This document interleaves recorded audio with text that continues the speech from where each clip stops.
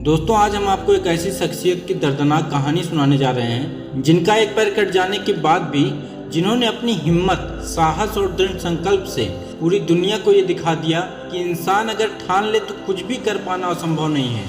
हम बात कर रहे हैं अनुरिमा सिन्हा की। ये पहली ऐसी महिला है जिनका एक पैर कट गया, फिर भी ये एवरेस्ट की सबसे ऊंची चोटी पर चढ़ गई। अनुरिमा का जन्म 1988 में उत्तर प्रदेश के एक छोटे से गाँव में हुआ था। बचपन से ही अनुरिमा को खेल कूद में बेहद ही रुचि थी। ये एक होनहार वॉलीबॉल खिलाड़ी भी रह चुकी हैं, लेकिन इनकी ज़िंदगी में एक ऐसा मोड़ आया जिसने सब कुछ बदल कर रख दिया। बात है 2011 की, जब अनुरिमा लखनऊ से दिल्ली जा रही थी तो कुछ बदमाशों ने इनकी सोने की चैन छीनने की कोशिश की। उस ट्रेन के डिब्बे में बहुत सारे लोग थे, लेकिन किसी में इतनी हिम्मत नहीं थी कि उन बदमाशों को रोक सके। इसके बाद अनुरिमा ने सोने की चैन देने से मना कर दिया, और जब बदमाशों को लगा कि अनुरिमा किसी भी कीमत पर चैन नहीं देंगी तो उन बदमाशों ने अनुरिमा को चलती ट्रेन से बाहर फेंक दिया। सबसे बड़ा दुर्भाग्य ये था कि उसी समय दूसरे ट्रैक पर एक और ट्रेन आ रही थी। जब बदमाशों ने अनुरिमा को ट्रेन से फेंका तो पहले अनुरिमा दूसरी ट्रैक पर आ रही ट्रेन से टकराई, फिर नीचे गिर गई। जब दोनों ट्रेनें निकल गई तो अनुरिमा ने उठने की कोशिश की, लेकिन उठ नहीं पाई। उन्होंने देखा कि उनका एक पैर कट चुका था। जांघ को उठाकर दूसरी साइड रखा और ब्लड बहुत तेजी से निकल रहा था। जब दूसरा पैर अनुरिमा ने देखा तो दूसरे पैर की हड्डियां भी टूट चुकी थी। ऐसी हालत में अनुरिमा पूरी रात मदद के लिए चिल्लाती रही, रोती रही, लेकिन कोई भी मदद करने के लिए नहीं आया। फिर धीरे धीरे अनुरिमा की आंखों से दिखाई देना बंद हो गया और रेल की पटरियों पर जो चूहे थे वो उनके कटे हुए पैर को नोच नोच कर खाने लगे। अनुरिमा का ब्रेन तो सही काम कर रहा था, लेकिन बॉडी में कोई भी मूवमेंट नहीं हो पा रही थी। इसी तरह चीखते चिल्लाते रात निकल गई। फिर जब सुबह हुई तो गांव वाले डिस्ट्रिक्ट हॉस्पिटल ले गए। अनुरिमा की हालत देखकर डॉक्टर भी हैरान रह गए और सोच में पड़ गए कि कैसे अनुरिमा का ऑपरेशन किया जाए, क्योंकि बॉडी से बहुत सारा ब्लड ऑलरेडी बह चुका था। डॉक्टर और नर्स को आपस में बात करते हुए देखकर अनुरिमा ने कहा, डॉक्टर, जब मेरा पैर कटा तो मैंने उस दर्द को बर्दाश्त कर लिया। आप ऑपरेशन शुरू करिए, मुझे कुछ नहीं होगा। अनुरिमा की ये बात सुनकर डॉक्टर भी हैरान रह गए। उसके बाद डॉक्टर और नर्स ने अपना एक एक यूनिट ब्लड देकर अनुरिमा का ऑपरेशन शुरू किया और एक पैर को पूरी तरह से काट कर अलग कर दिया। लगभग 4 महीने अनुरिमा एम्स हॉस्पिटल में थी। सब कुछ ठीक चल रहा था। अनुरिमा धीरे धीरे रिकवर भी हो रही थी। फिर एक दिन अनुरिमा हॉस्पिटल के बेड पर ही थी। उनको एक न्यूज़पेपर मिला जिसमें ये लिखा था कि अनुरिमा के पास टिकट नहीं था, इसलिए उन्होंने ट्रेन से छलांग लगा दी। कुछ लोगों ने तो यहाँ तक कह दिया कि सुसाइड करने के लिए अनुरिमा ट्रेन से कूद गई। अनुरिमा के घर वाले बहुत कोशिश किए लोगों को यह बताने की कि जो खबरें न्यूज़पेपर में आ रही हैं ये सब गलत है, लेकिन किसी ने भी यकीन नहीं किया। और तब हॉस्पिटल के बेड पर पड़े पड़े अनुरिमा ने दृढ़ निश्चय किया कि आज मेरी बात कोई नहीं सुन रहा है, लेकिन मैं एक दिन ऐसा लाऊंगी कि सबको मेरी बात सुनना पड़ेगा और सब लोग मेरी बात पर यकीन करेंगे। दोस्तों, सबसे बड़ी बात तो ये है कि जब अनुरिमा ने अपने आप से ये दृढ़ निश्चय किया था तो उस समय अनुरिमा को ये भी नहीं पता था कि वो बेड से कभी उठ भी पाएंगी या नहीं, क्योंकि उनके स्पाइन में भी चोट लगी हुई थी, जिसकी वजह से वो बेड से उठ नहीं पा रही थी।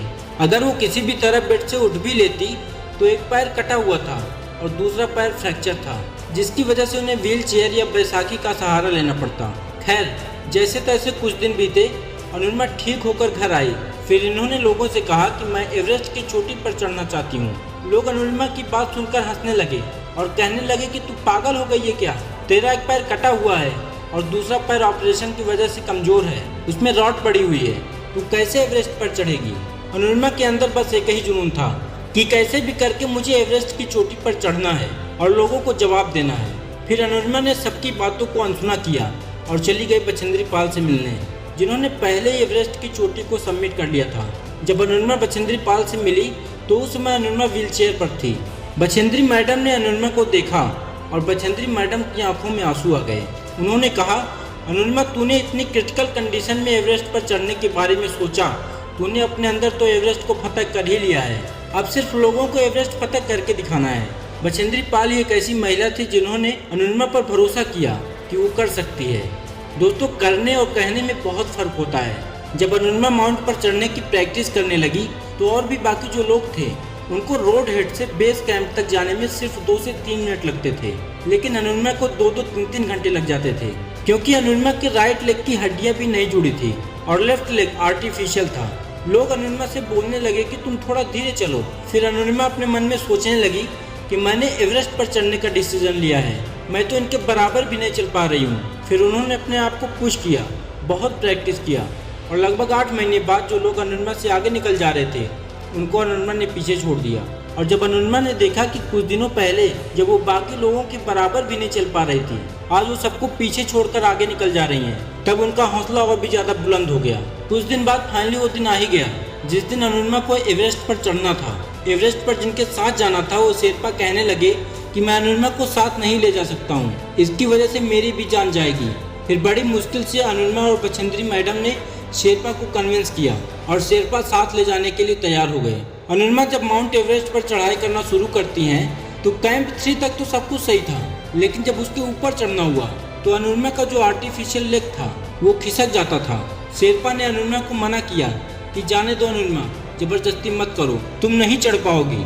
अनुरिमा ने कहा ये मेरा पैर है और मुझे बहुत अच्छी तरह से पता है कि ये कैसे चलेगा।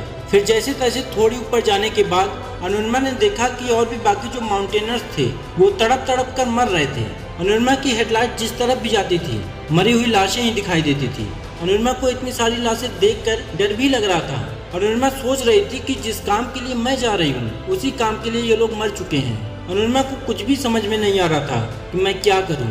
फिर अनुरिमा ने वहाँ पड़े हुए सारे लोगों से कहा, आप सभी ने अगर एवरेस्ट फतह कर लिया तो बहुत अच्छी बात है, और अगर नहीं किया है तो मैं सबके बदले में एवरेस्ट फतह करूंगी और जिंदा वापस लौट कर जाऊंगी। इतना बोलकर अनुरिमा आगे बढ़ गई।